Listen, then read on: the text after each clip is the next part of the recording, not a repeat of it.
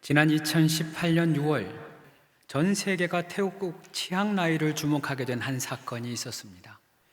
치앙라이 유소년 축구 교실 코치와 12명의 학생들이 훈련을 마치고 동굴 속으로 들어갑니다.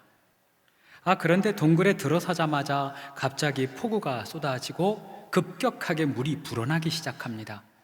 밖으로 나가고 싶지만 들이닥치는 물로 인해 오히려 더 깊이 들어가게 되지요. 이 사실을 알 리 없는 외부에서는 난리가 납니다. 다행히 그 동굴 입구에 버려진 신발을 확인하게 되고 이 아이들을 구조하기 위하여서 전 세계에서 구조대가 찾아옵니다. 그리고 수색 작업에 돌입합니다. 그렇게 동굴에 갇힌 지 열흘 후 죽은 줄로만 알았던 아이들을 극적으로 찾아냅니다. 그리고 또 일주일이 지나 7월 10일 드디어 코치와 아이들을 구조해냅니다. 이 사건은 많은 부분에서 사람들에게 회자되었습니다.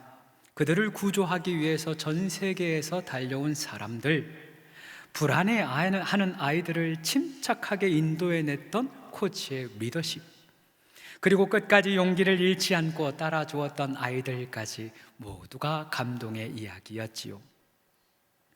그 중에 제가 주목하는 것은 그들이 동굴 안에 갇히게 되었던 그 초기 상황, 그때의 마음이 어땠을까 하는 것이었습니다.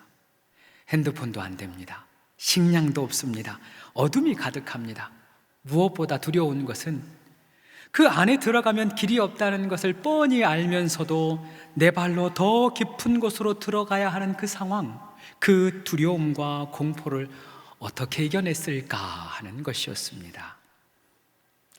성경에도 이러한 경험을 했던 인물이 등장합니다. 바로 다윗입니다. 다윗, 그는 하나님께 사랑받은 자요 이스라엘의 가장 위대한 왕이었습니다. 그러나 그의 인생을 조금만 살펴보아도 그 삶이 평탄하지 않았던 것을 쉽게 발견할 수 있습니다. 아버지에게 무시당합니다. 형들에게 배척당합니다.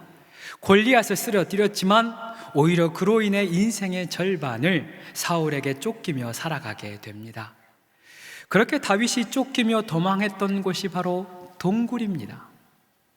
사무엘상 22장에는 아둘람 굴이 등장을 하고 24장에는 엔게디 굴이 등장을 합니다. 그렇게 동굴 안에 들어간 다윗이 시를 쓰는데 그 시가 바로 오늘 본문 시편 57편입니다.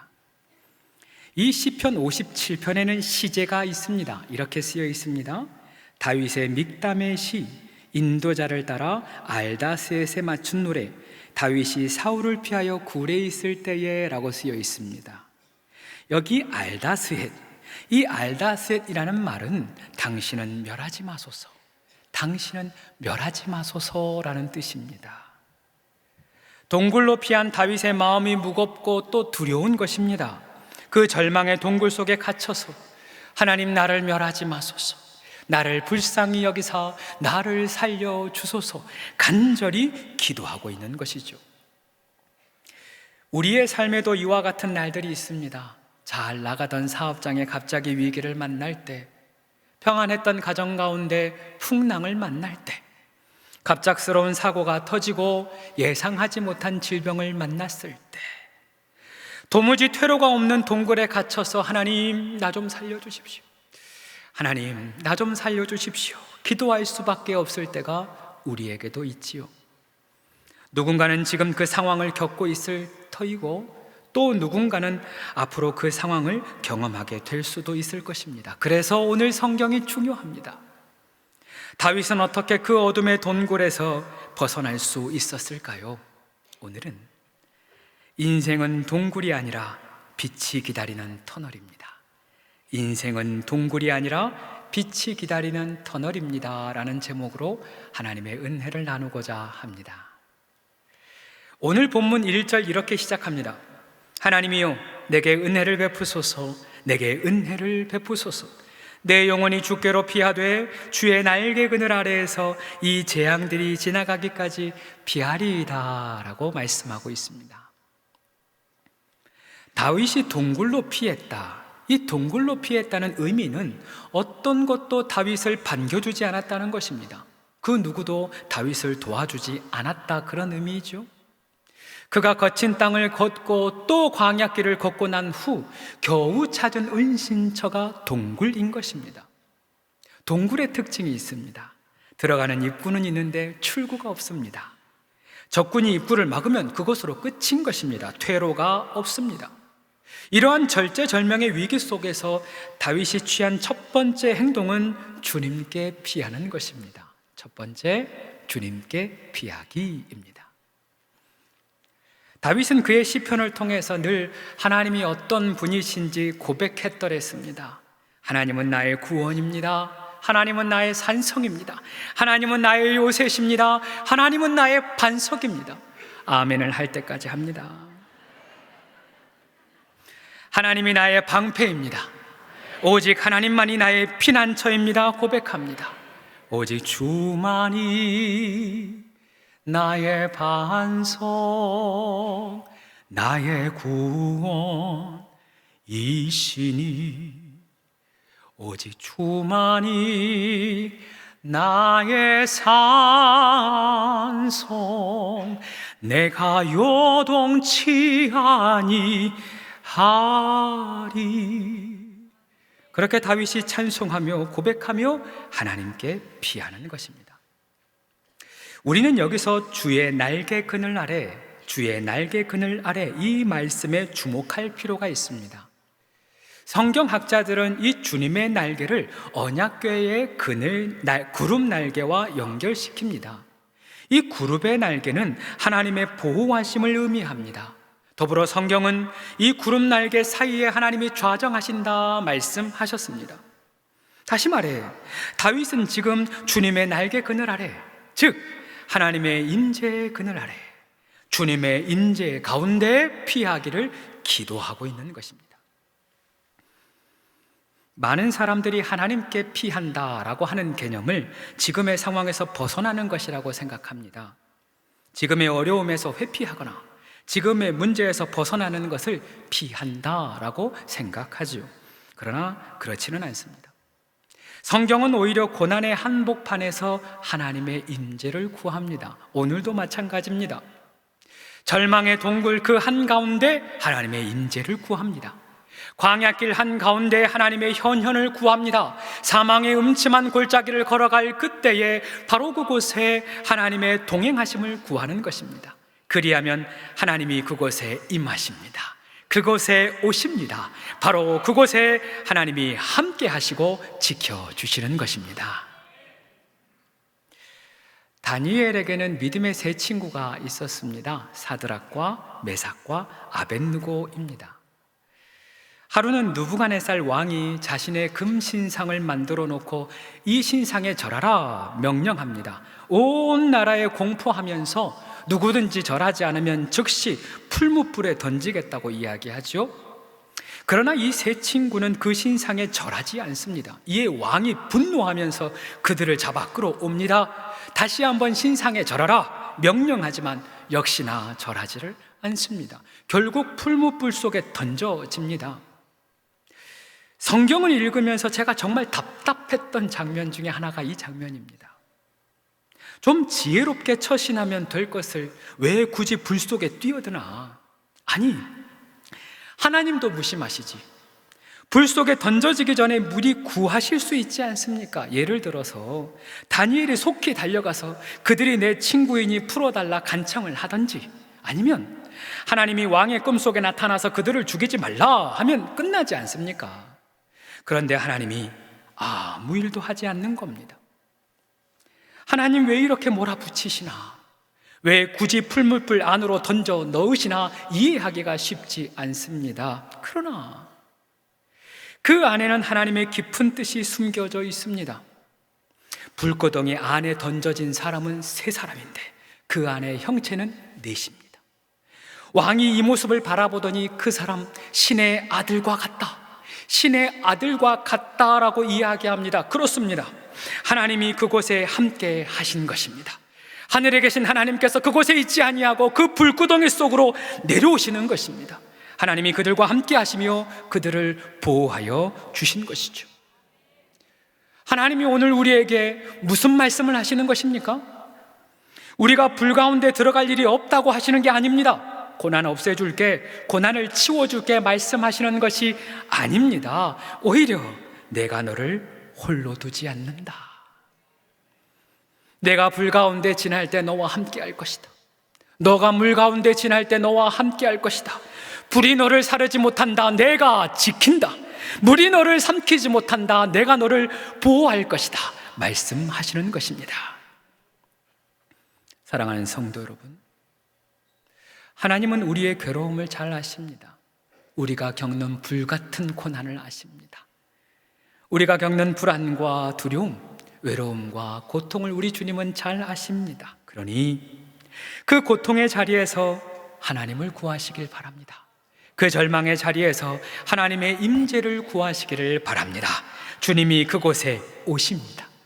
주님이 찾아오셔서 사랑의 품으로 우리를 안아 주실 것입니다. 주님의 날개 아래 품어주시고 우리를 친히 지키시고 보호하여 주실 것입니다. 이렇게 다윗은 절망이라는 동굴 속에서 오히려 하나님의 임재를 구하고 하나님께 비합니다. 그리고 한 가지 결단을 합니다. 이어지는 7절 말씀입니다. 하나님이여, 내 마음이 확정되었고 내 마음이 확정되었사오니 내가 노래하고 내가 찬송하리이다. 여기 확정되었다라고 하는 말의 의미는 놓여지다, 고정되다, 그런 의미입니다. 내 마음을 믿음 위에 놓겠습니다. 내 믿음을 하나님께 고정하겠습니다. 그런 의미이지요? 그렇습니다. 다윗이 취한 두 번째 행동은 마음 확정하기입니다. 우리의 마음은 주변의 영향을 받습니다. 내 환경이 평안하면 내 마음도 평안하고, 그렇지 않으면 내 마음의 평강이 깨집니다. 문제를 만나면 불안하고, 고난을 만나면 원망이 되고, 길이 막히면 답답한 것이 우리네 심정입니다. 그렇기에 우리는 환경을 따라 마음이 변한다라고 하는 것을 자연스럽게 당연하게 받아들입니다. 그러나 이러한 생각에 반기를 드는 사람들이 있습니다. 미국의 심리학의 아버지라고 불리는 윌리엄 제임스는 다음과 같이 이야기를 합니다. 우리 시대의 최고의 발견은 사람들이 생각을 바꿈으로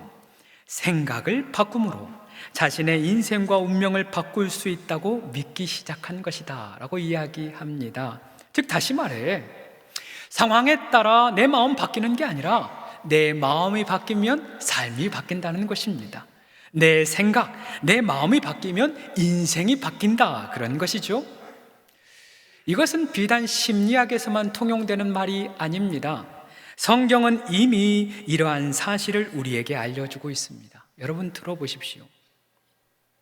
홍해를 앞에 두고 애굽에게 쫓기는 이스라엘 백성들을 향하여 하나님은 두려워하지 말고 가만히 있어서 여호와의 구원을 보라 말씀합니다. 또 두려워하는 여호수아를 향하여서는 좌로나 우로나 치우치지 말고 강하고 담대하라, 오직 강하고 극히 담대하라 말씀합니다. 한 걸음 더 나아가 사도 바울은 너희는 이 세대를 본받지 말고 오직 마음을 새롭게 함으로 변화를 받으라 라고 말씀하고 있습니다. 마음을 새롭게 하는 것이 변화의 시작이라는 것입니다. 이러한 사실을 잘 알았던 다윗은 절망과 위기의 상황이 다가올 때 오히려 그 마음을 붙잡습니다. 그 마음을 하나님께로 고정하는 것입니다. 한탄과 괴로움을 쏟아내다가도 이내 그 기도를 믿음의 선포로 전환합니다. 내 마음을 주님께 확정합니다. 고백하는 것이죠. 오늘 저는 이러한 기도를 확정의 기도라고 부르려 합니다. 상황에 따라 변하는 기도가 아니라 변하지 않는 하나님을 신뢰하는 기도, 환경에 따라 치우치는 기도가 아니라 살아계신 하나님을 선포하는 기도입니다. 이렇게 하는 겁니다. 하나님 도와주세요 라고 하는 것이 아니라 하나님 도와주실 줄 믿습니다. 하나님 살려주세요 하는 것이 아니라 하나님 살려주실 줄 믿습니다. 고백하는 것입니다. 그리 아니하실지라도 선하신 하나님을 믿습니다. 그리 아니하실지라도 최고의 하나님을 믿습니다. 그렇게 믿음으로 선포하는 기도입니다. 얼마 전 있었던 일입니다. 지난해 우리 교회에 등록하셔서 은혜를 받고 함께 찬양단을 섬기는 한 집사님, 한 성도님이 계십니다. 그런데 건강하던 성도님이 갑자기 암 소견을 받게 되고 수술을 해야 한다는 거예요. 이제 주일 예배를 마치고 내일 모레 수술을 해야 하니 다 함께 모여 기도를 했습니다. 그리고 마지막에 제가 대표로 기도를 했지요. 그런데 그렇게 기도하는데 갑자기 제 입술 가운데 이런 기도가 터져 나왔습니다. 하나님이 만지시면 수술하지 않고도 낫게 될 줄 믿습니다. 나사렛 예수 그리스도 이름으로 명하노니 암세포는 떠나갈지어다. 암세포는 떠나갈지어다. 근데 이렇게 기도하고 나서 아차 싶었어요. 내일이 수술하는 시간인데 내가 이런 기도를 해도 되나 싶었어요. 그래서 얼른 기도를 바꿨습니다. 그래도 수술이 잘 되게 하시고 잘 회복되게 해달라고 기도했습니다. 그런데 문제가 생겨요. 이 성도님이 그 기도의 은혜를 너무 많이 받습니다. 그리고 당장 가서 그 수술을 취소합니다. 어디서 그런 믿음이 나왔나 몰라요. 그리고 다른 병원에 가서 한 번 더 검사를 했는데 역시나 암 소견이 보이니 수술을 해야 한다는 거예요. 결국 수술 날짜를 다시 잡았습니다. 이제 와서 하는 이야기지만 굳이 그렇게까지 하지 않아도 되는데 우리 하나님 왜 또 그런 기도를 하게 하셔서 여러 사람 힘들게 하시나 그런 마음도 들었어요. 그렇게 수술을 했고 바로 2주 전에 결과가 나왔습니다. 그런데 너무도 놀라운 것은 결과 암이 아니랍니다. 깨끗하답니다. 건강하대요. 방사선 치료만 해도 감사하다고 생각했는데 하나님은 우리가 처음 기도한 대로, 처음 선포한 대로 깨끗하게 해주신 것입니다. 할렐루야. 모두가 놀라고 모두가 감사했습니다. 그런데 그때 저에게 하나님이 말씀하시는 것 같았습니다. 아들아, 나를 믿고 앞만 보고 가라. 아들아, 나를 믿어라.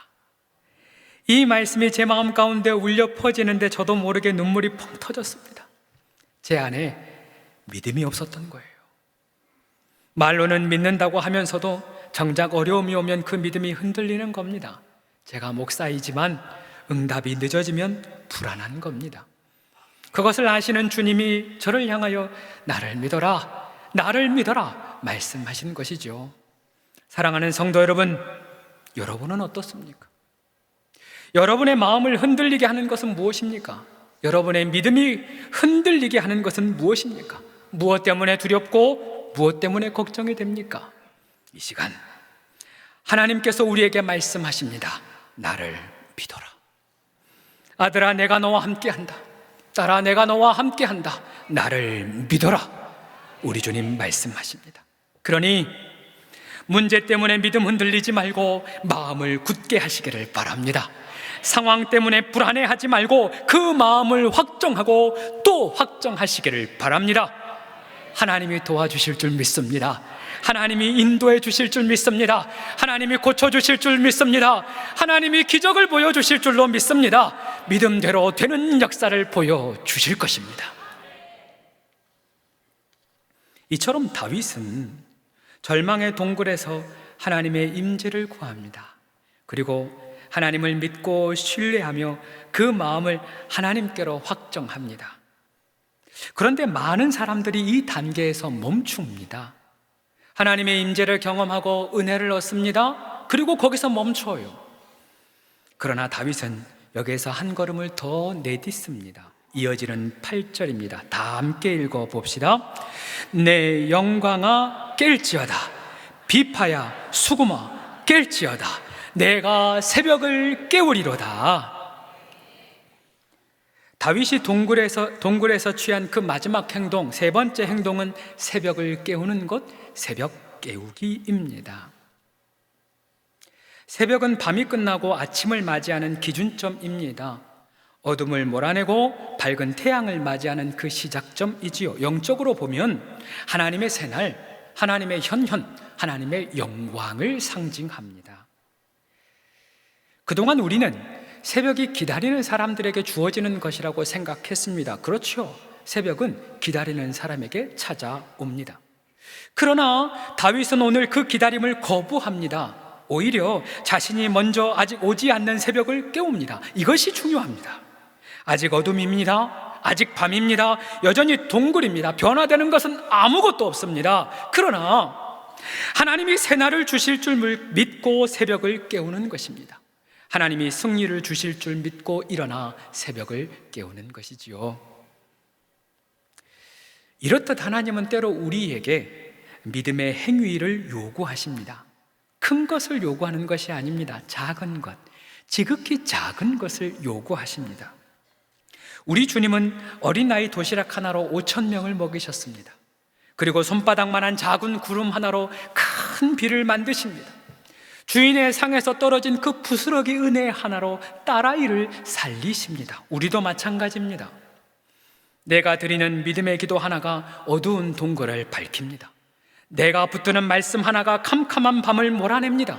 내가 드리는 찬양 하나가 내 삶의 새 아침을 일으키는 것입니다. 할렐루야. 다윗에게 새벽을 깨우는 도구가 무엇이었습니까? 바로 찬양이었습니다. 다윗은 어린 목동 시절부터 하나님을 찬양했지요.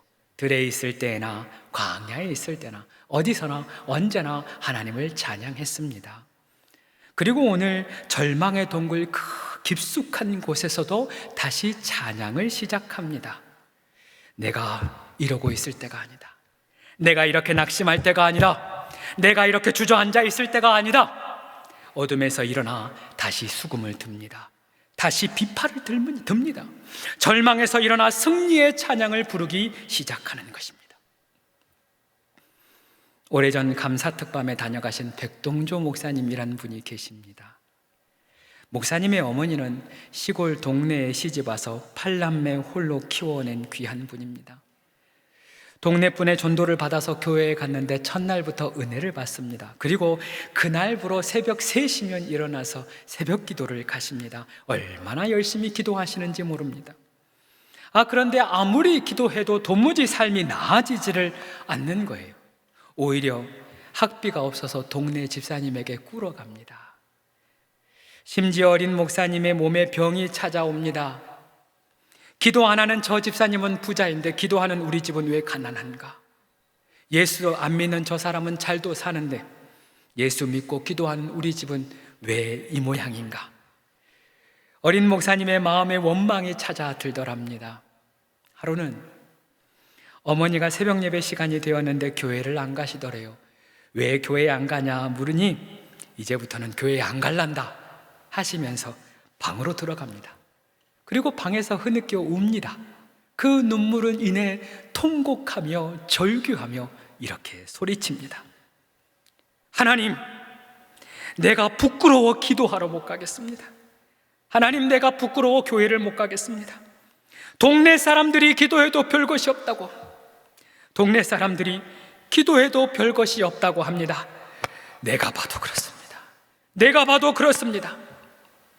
내가 다른 사람들 기도 못하게 막고 있는 것 같습니다. 이제 난 부끄러워 기도도 못하겠습니다. 그렇게 이야기하며 펑펑 우시더랍니다. 우리에게도 이런 시간이 있죠.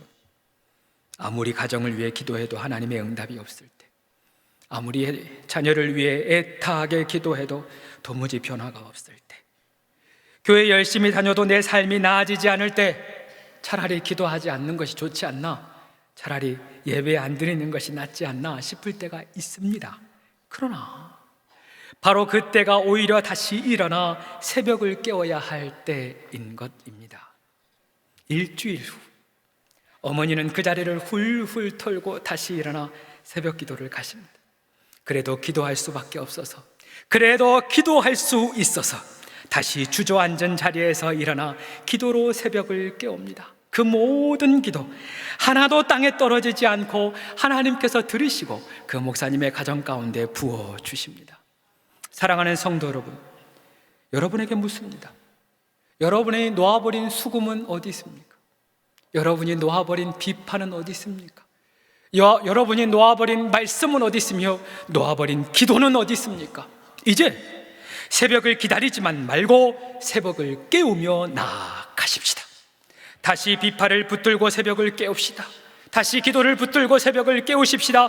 다시 찬양하며 새벽을 깨우십시다. 새벽을 깨우는 모든 사람들에게 새날은 옵니다. 새 아침은 밝아옵니다. 은혜의 날이 시작될 것입니다. 이제 설교를 마치려 합니다. 오늘 설교의 제목이 인생은 동굴이 아니라 빛이 기다리는 터널입니다 라고 지었습니다. 사실 이 말은 제가 지은 것이 아니라 우리가 잘 아는 이지선 자매의 글입니다.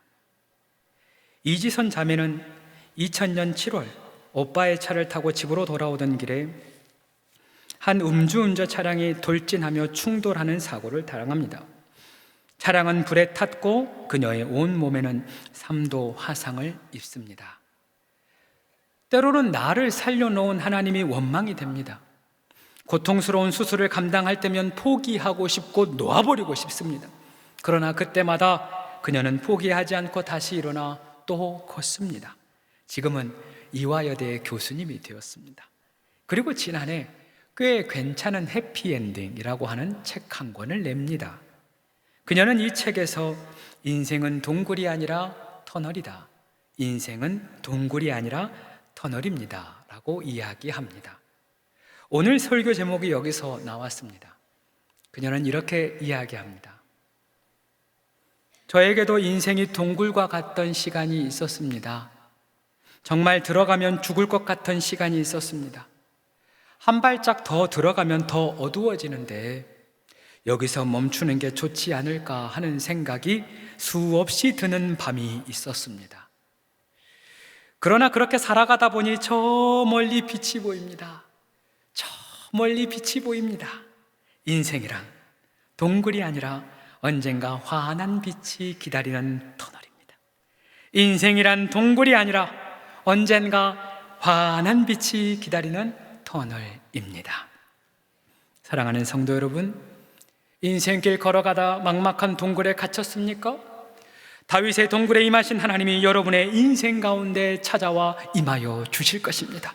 온몸이 타들어가는 불구덩이에 빠졌습니까?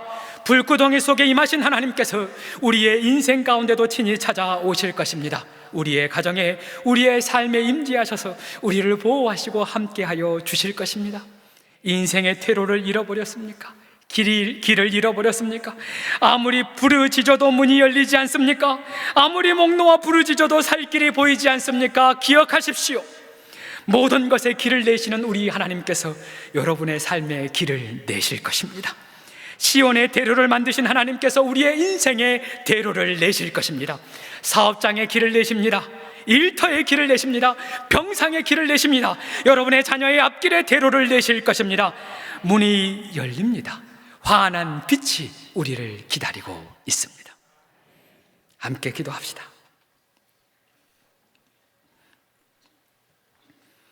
사랑과 은혜가 풍성하신 하나님, 오늘도 우리에게 내가 너와 함께한다, 내가 너를 지킨다 말씀하시니 감사합니다. 캄캄한 인생길 걸어갈 때 주님 함께 하시니 감사하고, 또한 뜨거운 불구덩이 속에서도 나를 붙들어 주시니 감사합니다. 주님의 날개 그늘 아래 거하는 우리가 되게 하여 주시옵소서. 믿음의 주요, 또 온전케 하시는 우리 주님, 우리의 믿음 없음을 긍휼히 여겨 주시옵소서. 내 마음을 주님께로 확정합니다. 내 믿음을 주님께로 확정합니다. 무슨 일을 만나든지 살아계신 하나님을 믿는 믿음을 더하여 주시옵소서. 무엇보다 어둠 속에서 새벽을 깨우는 우리가 되게 하여 주시옵소서. 새벽은 깨우는 자의 것임을 기억하고 기도로, 말씀으로, 찬양으로, 예배로 우리의 인생의 새벽을 열어가는 우리 모두가 되게 하여 주시옵소서. 나의 구주 예수 그리스도 이름으로 기도드립니다. 아멘.